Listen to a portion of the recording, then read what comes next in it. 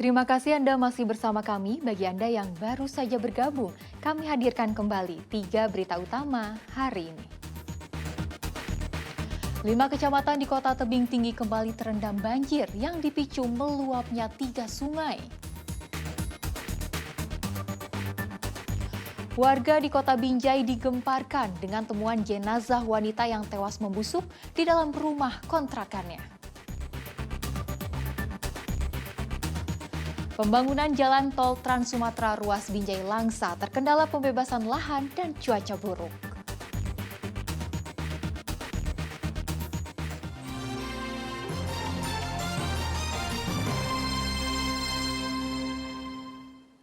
Kita ke informasi selanjutnya. Tim SAR gabungan masih melakukan pencarian terhadap seorang pria yang hanyut di Sungai Sipadi, Kabupaten Samosir. Pencarian terhadap Manahan Naibahol, 51 tahun yang terseret arus Sungai Sipadi di Desa Turpuk Limbong, Kecamatan Harian, Kabupaten Samosir, masih terus dilakukan petugas tim SAR gabungan bersama warga. Basarnas Possar Ajibata memperkirakan korban terseret arus Sungai Sipadi hingga ke perairan Danau Toba. 3 penyelam pun diterjunkan untuk mencari korban, namun hingga memasuki hari keempat, pencarian korban belum ditemukan. Untuk penyelaman, kita tetap maksimalkan dengan SDM yang kita terjunkan nanti, dan semoga nantinya korban bisa cepat diketemukan sebelum hari ke-7. Itu sih harapan kita semua. Apa kendala, Pak? Kendalanya ini yang dalami oleh personel penyelam itu, yaitu jarak pandangnya. Tidak bisa, meskipun kita pakai menggunakan senter menyelam, tetap jarak pandangnya itu terbatas. Itu yang pertama. Yang kedua itu suhu airnya itu sangat dingin, mungkin karena campuran dari air sungai ke muara. Kemudian itu tadi jarak pandang kurang bisa Kementerian Pekerjaan Umum dan Perumahan Rakyat tengah mengebut pekerjaan konstruksi jembatan Aek Tano Ponggol di Kecamatan Pangururan di Kabupaten Samosir. Jembatan dengan panjang 294 meter akan mendukung pengembangan Danau Toba sebagai destinasi pariwisata super prioritas. Jembatan yang menghubungkan Pulau Sumatera dengan Pulau Samosir direncanakan rampung pada Desember tahun 2022. Namun hingga kini jembatan tersebut belum selesai.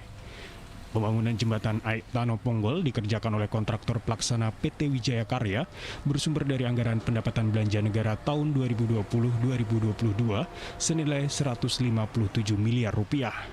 Jembatan dengan panjang 294 meter ini sangat diharapkan warga cepat selesai agar mendukung sektor pariwisata di kawasan Danau Toba.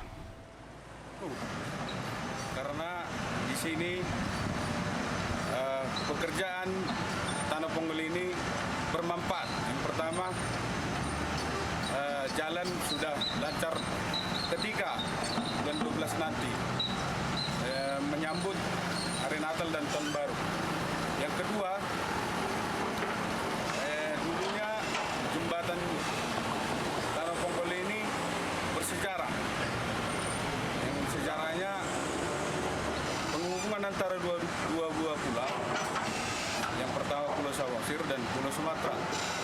Yang ketiga, akses menuju wisata air hangat pun juga bagus, lebih lancar lagi. Jembatan Aek Tano Ponggol nantinya akan menjadi akses darat untuk menuju Pulau Samosir yang berada di tengah Danau Toba. Yana Asmara melaporkan dari Kabupaten Samosir. Pembangunan jalan tol Trans Sumatera ruas Binjai Langsa masih berlanjut. Proyek senilai 23,4 triliun rupiah tersebut terkendala pembebasan lahan dan cuaca buruk. Hingga kini pengerjaan jalan tol Trans Sumatera ruas Binjai Langsa telah mencapai 60%. Proyek tol Binjai Langsa dibagi menjadi 4 sesi, yaitu sesi pertama Binjai Setabat, sesi kedua Setabat Tanjung Pura, sesi ketiga Tanjung Pura Pangkalan Brandan, dan sesi keempat Pangkalan Brandan Langsa. Untuk sesi pertama, tol Binjai Setabat saat ini sudah selesai dan diresmikan oleh Presiden Joko Widodo pada bulan Februari 2022. Sedangkan sesi kedua, tol Stabat Tanjung Pura diperkirakan rampung pada pertengahan tahun 2023. Sementara sesi ketiga, tol Tanjung Pura Pangkalan Brandan diprediksi selesai akhir tahun 2023 mendatang. Harapannya, kehadiran tol ini akan memperlancar akses dan memangkas waktu tempuh menuju kawasan produktif sekaligus destinasi wisata di Sumatera Utara. Namun pekerjaan jalan tol sesi Binjai Langsa terhambat pembebasan lahan dan cuaca buruk. Kendala saat ini yang masih belum selesai itu masih pembebasan tanah. Ya ini diharapkan nanti bulan Maret nanti sudah selesai semua. Kalau bulan Maret selesai semua, mudah-mudahan semua bisa selesai di 23. Kalau saat ini kita menghadapi iklim yang agak ekstrim nih ya. Kita sudah tahu semua sejak bulan September hujan cukup tinggi dan terkendala untuk pengangkutan tanah dan pemadatan tanah pekerjaan ini. Jalan tol Trans Sumatera ruas Binjai Langsa mempunyai panjang 130,9 km. Ada dua tahap pembangunan yaitu tahap 1 Binjai Stabat sepanjang 11,8 km dan Stabat Pangkalan Brandan sepanjang 46,2 km. Sementara konstruksi tahap kedua, Pangkalan Brandan Langsa sepanjang 72,9 km ditargetkan selesai pada tahun 2024. Pembangunan jalan tol Binjai Langsa dikerjakan oleh PT Hutama Karya senilai 23,4 triliun rupiah. Muhammad Hamdani melaporkan dari Kabupaten Langkat. Sebanyak 2.000 lebih penumpang asal Batam Kepulauan Riau tiba di Terminal Penumpang Bandar Deli Belawan, Kota Medan. Lonjakan penumpang menjelang perayaan Natal dan Tahun Baru meningkat hingga 70%. Menjelang perayaan Natal 2022 dan Tahun Baru 2023, kepadatan penumpang yang tiba di Kota Medan melalui jalur laut terlihat di Terminal Penumpang Bandar Deli Belawan pada Selasa pagi. Sebanyak 2.607 penumpang asal Tanjung Priok, Jakarta, Tanjung Balai, dan Batam Kepulauan Riau tiba di Kota Medan menggunakan transportasi laut kapal motor Kelut. Lonjakan penumpang meningkat sebanyak 70% terjadi menjelang perayaan Natal. Para penumpang yang diketahui bekerja di Jakarta serta Batam kembali ke Kota Medan untuk berkumpul dan berlibur bersama keluarga. Tak hanya kedatangan, PT Pelni juga memberangkatkan 1.084 pemudik dari Terminal Penumpang Bandar Deli Belawan pada Selasa siang. Kalau kita lihat di bagian untuk arus mudik ini ya, kebanyakan itu penumpang turun aja. Seperti minggu lalu itu 2.600 penumpang, hari ini juga turun 2.600, namun selama 2 minggu terakhir ini itu hanya sekitar 1.000-an seperti biasanya seperti itu.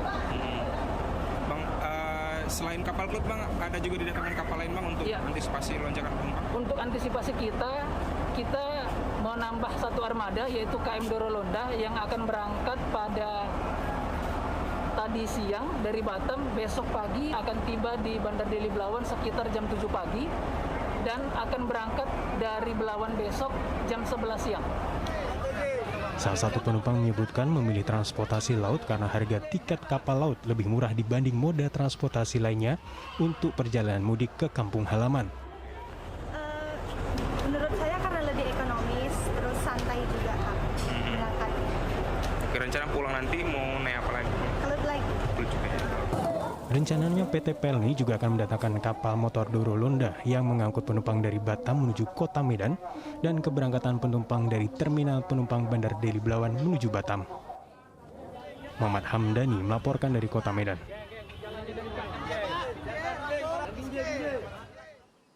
Laporan tersebut mengakhiri berita Medan hari ini. Saya Tia Anissa, berterima kasih atas perhatian dan kebersamaan Anda. Selamat beraktivitas dan sampai jumpa.